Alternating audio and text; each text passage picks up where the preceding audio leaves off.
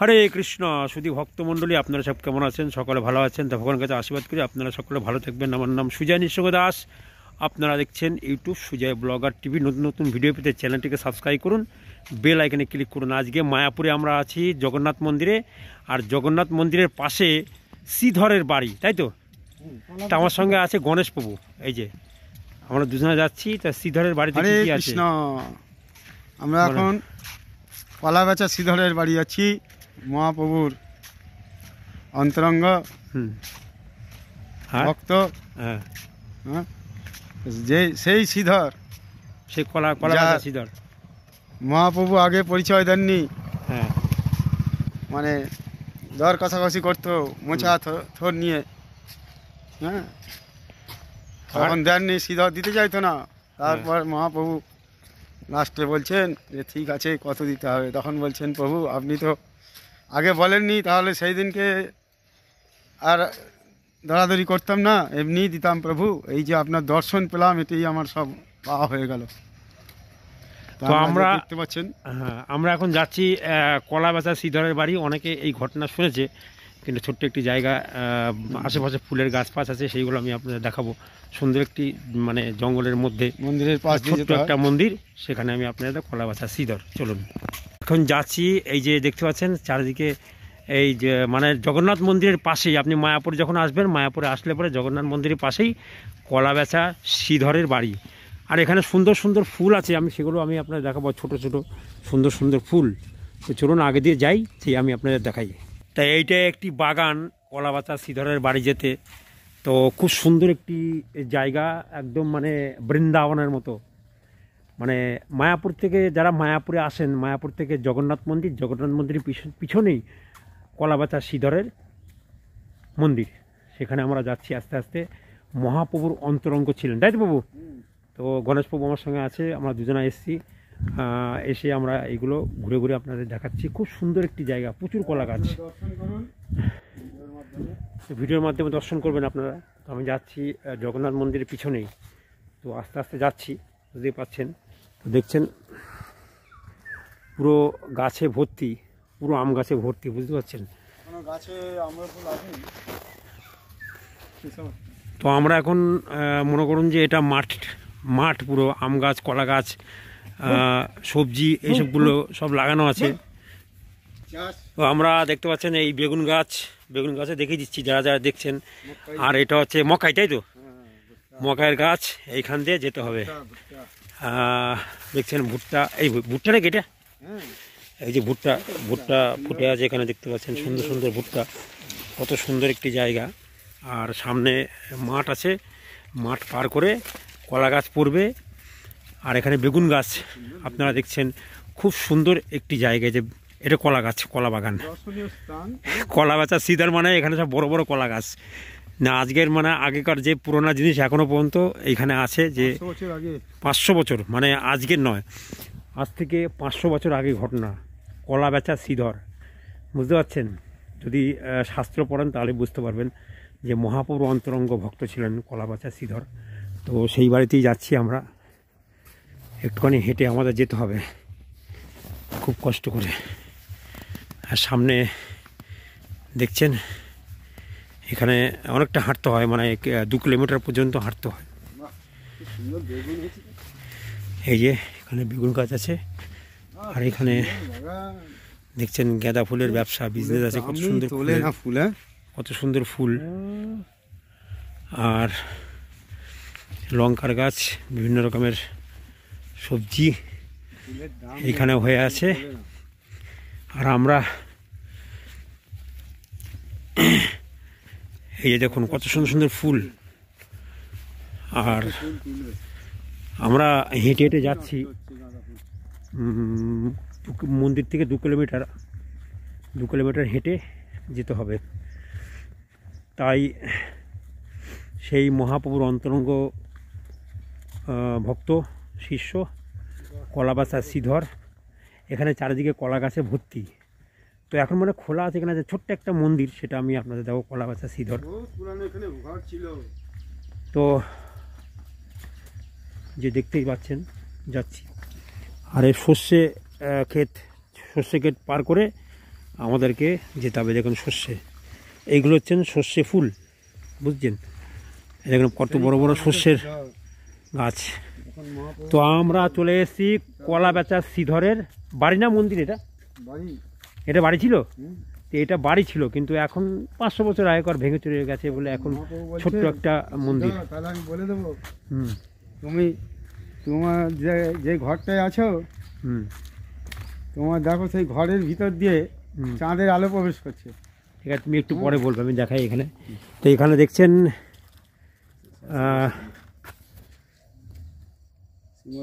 সরস্বতী গোস্বামী সব লেখা আছে, আপনারা একটু পড়ে নেবেন। প্রভুপাদের অনুকল্পিত মন্দির এটা, শ্রীধর ঠাকুরের অঙ্গন। প্রভুপাদের মানে সব লেখা আছে, আপনারা একটু পড়ে নিন। এইটা হচ্ছেন কলাবাজার শ্রীধরের বাড়ি ছিল এখানে। এখন এটাকে ইসকন, আমাদের আন্তর্জাতিক কৃষ্ণ ভাবনা সংঘ এটাকে মন্দির করেছে। তো মন্দির করে এটাকে 1931 সালের ব্যাপার। এই যে কলাবাজার শ্রীধর আপনারা দেখছেন, সুন্দর একটি দর্শন। তো আমরা এখানে ঘুরতে এসেছি আপনাদের দেখবার জন্য। তো এখানে পূজা হয় না, কিন্তু এটা কলাবাজার শ্রীধরের বাড়ি। মহাপ্রভু আছে, গৌরনীতায় দুজনে আছে। এখানে দেখছেন সুন্দর একটা মন্দির। এই তো শ্রীধর, এটা কোনটা? এই তো, এই যে আমি হাত দিয়ে আমি আপনাদের দেখাচ্ছি, এই যে দাঁড়িয়ে আছে, এই যে বসে আছে কলাবাজার শ্রীধর আর গৌরনীতাই, বুঝতে পারছেন? আর এই এলাকাটা হচ্ছে, আমি আপনাদের দেখিয়ে দিচ্ছি, এই যে এই বাগানের মধ্যে একটা চারিদিকে বাগান, চারিদিকে বাগান, বাগানের মধ্যে কলাবাজার শ্রীধরের সুন্দর একটি বাড়ি, তো সুন্দর একটি জায়গা। এই যে কলাবাজার শ্রীধরের যে মন্দিরটা আছে, এখানে চারিদিকে কলা গাছ, আর এখানে একজনা এই যে কলাবাজার শ্রীধরেরই একজনে মানে আশেপাশে থাকে। তো আমি নিয়ে এসেছি আপনাদেরকে কলাবাজার শ্রীধর। প্রভু এখানে কত বছর আগের ঘটনা একটু বলেন ছোটোখাটো। মোটামুটি 200-250 বছর তো হবেই। 200 না 500 বছর? মহাপ্রভু তো 500 বছর হবে। 500 বছর, তাই তো? 500 বছর। ওনার বাড়ি ছিল ওই জায়গাটা, তাই তো? এই জায়গায় বাড়ি ছিল। ইনি এই লোকাল লোক, মানে এখানেই থাকেন আশেপাশে, মানে বংশধররা, মানে এখন তো মানে 500 বছর মানে 8-10 পরম্পরা চলে গেছে তা আপনার। তো বটেই। এখন সেই কলা গাছ আশেপাশে আছে, হ্যাঁ এখন হ্যাঁ আশেপাশে আছে। আশেপাশে সেই ওর মানে এটা, কেটে ফেলছি, আবার লাগাচ্ছে, হ্যাঁ হচ্ছে, মানে কলা গাছ বন্ধ নেই। এই জায়গাটা কলা গাছ হবে, আর কোথাও না হোক আর না হোক, তাই তো? তাহলে কত একটা সুন্দর একটি জায়গা, কলাদারা শ্রীধর, কলাবাজার শ্রীধরের একটি বাড়ি। তো উনি কি একাই থাকতেন নাকি ওর সঙ্গে উনি থাকতেন? একলাই থাকতো।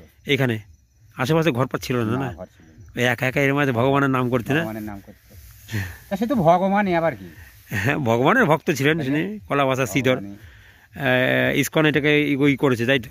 সম্প্রসারণ করেছে, ইসকন এটাকে আবার রং চং করেছে। রং চং করে দিয়েছে। সুন্দর এই জায়গা না, এখানে গেটটা ছিল না, গেটটা করে দিয়েছে। গেটটা করে দিয়েছে। এখনো আসে, কত যাত্রী আসে। এই যে আমরা দর্শন করতে এসেছি। এই তো- ফাল্গুন মাসে মোটামুটি প্রতিদিন গাজনে আসবে ওখানে লোক।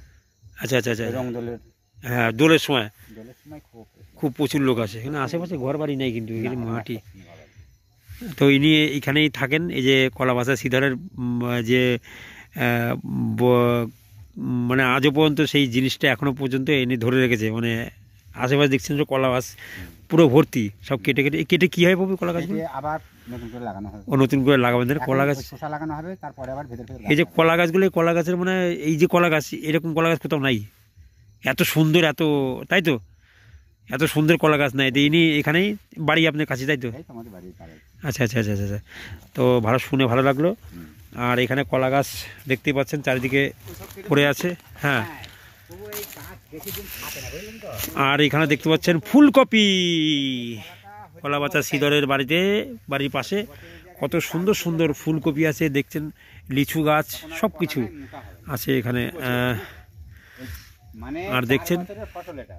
2 বছর গাছ মানে ফল হবে 2 বছর পর। একটা গাছ লাগালে 2 বছর পর ফল হবে।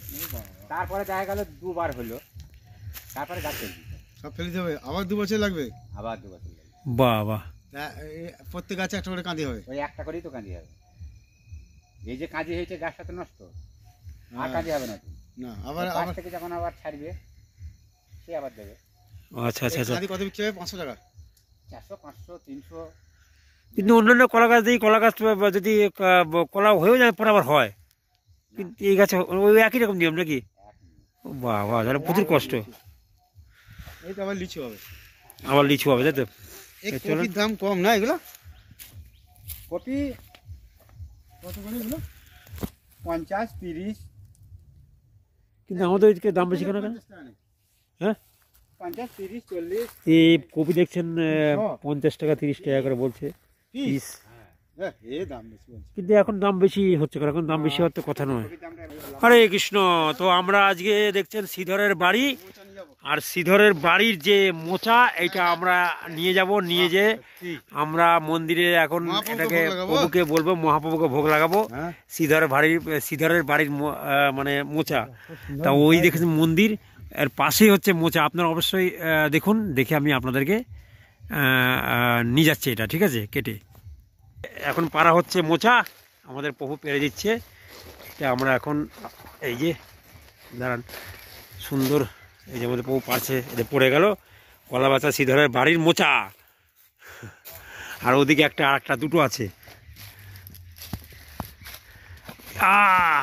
দুখানা মোচা আমরা এখন নিয়ে যাব সেই আমাদের ডোমজুর ইস্কন মন্দিরে। একটা প্রভু নেবে, একটা আমরা নেবো। নেন বউ নিয়ে যান। আমাদের প্রভু বলছে পয়সা নেবে না, কিন্তু আমাদের দেওয়া উচিত। মহাপ্রভুর বাড়ির কাছে কলাবাজার শ্রীধরের কলা, তার মোচা। এরা পুরো ছাড়াইতে হবে। হ্যাঁ হ্যাঁ, এটা নেবো তো। দেখেছেন তো এটা? হ্যাঁ, এইটাকে ফেলে দিতে হবে। ফেলে দিই, তারপরে দিয়ে জিরি জিরি করে কাটতে হবে। ও কেটে নিয়ে হবে। কেটে যেভাবে রান্না করবেন সেভাবে হবে। কিন্তু এইটা ওইটাকে ফেলে দিতে হবে, নাহলে খেতে পারবেন না। হ্যাঁ হ্যাঁ, ওইটা করবো। যান। এইরকম মোচাই দেখছি প্রথম, দেখো না তো প্রভু কোনো পয়সা নিল না, আমাদের মোচা দিয়ে দিল। কিন্তু মহাপ্রভুর জন্য এটা মোচা দেখেননি, এরকম মোচা আমাদের হাটে বাজার দেখতে পাওয়া যায় না। কলাবাসা শ্রীধরের ভক্ত, যাচ্ছি আমরা এখন। অনেক দিন ধরে এখানে আমরা পরিক্রমা আসি, বছরে একবার। আবার এই 18ই মার্চ মাস থেকে পরিক্রমা আছে, সেই শ্রীধর কলাবাচার অঙ্গন বাড়ি। মোচা নিয়ে যাচ্ছি, মহাপ্রভু গিয়ে ভোগ লাগানো হবে। এইরকম মোচা আমরা সচরাচর আমাদের এদিকে দেখতে পাই না। বলো। বাজারে অনেক রকমের মোচাই আমরা ভোগ লাগিয়ে দিয়েছি মহাপ্রভুকে, কিন্তু মহাপ্রভুর প্রিয় হচ্ছে সেই শ্রীধর কলাবাচার। তো এটা আমি আপনার দেখাচ্ছি এই কারণে যে এটা এই যে কলাবাজার শ্রীধরের যে মোচা, এটা একটা গুরুত্বপূর্ণ জিনিস আছে। আজ থেকে 500 বছর আগে করে, মানে আমরা তো অনেক মোচা খাই, কিন্তু এটা কলাবাজার শ্রীধরের নিজস্ব বাড়ির মোচা। সেটা আমরা এখন নিয়ে যে মন্দিরে নিয়ে মহাপ্রভুকে নিবেদন করব, ভগবানকে নিবেদন করব। মোচা অন্যরকম দেখতে দেখছি, এখানকার কি মহিমা, যে মাহাত্ম্য মহাপ্রভু, এটা একটু অন্যরকম দেখতে। মোচার এটা খুব সুন্দর। তো এটার কিন্তু পয়সা নিয়ে নি, জানেন তো, আমাদেরকে এমনিই দিয়েছে মোচাটা মহাপ্রভুর জন্য। তো অবশ্যই আমরা এখানেই আছি। ভিডিওটা ভালো লাগলে, কিছু ভক্ত আসছে দেখছেন, বাইরে থেকে আসছে আমাদের এখানে কলাবাজার শ্রীধরকে দর্শন করছে। তো বিদেশি এরা আসছে, রাশিয়া এই কলাবাজার শ্রীধর, কলাবাজার শ্রীধর। यस, हरे कृष्णा। कुकिंग करता है? कुकिंग बांग्ला बांग्ला नो बांग्ला बांग्ला ना। ये श्रीधर का कलाबाचा কলাবাজার শ্রীধর ইনি রাশিয়া থেকে এসছে। नहीं सकता। এ দুজনা তিনজনা আছে এখানে, এনারা এসে চলো আমরা হাউস में শ্রীধর এখানে বিদেশি এসছে, এসে দাঁড়িয়ে আছে। তো আমরা এখন চলে যাব।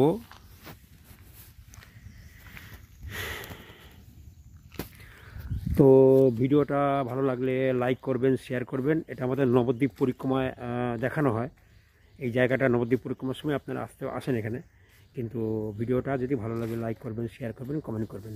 হরে কৃষ্ণ।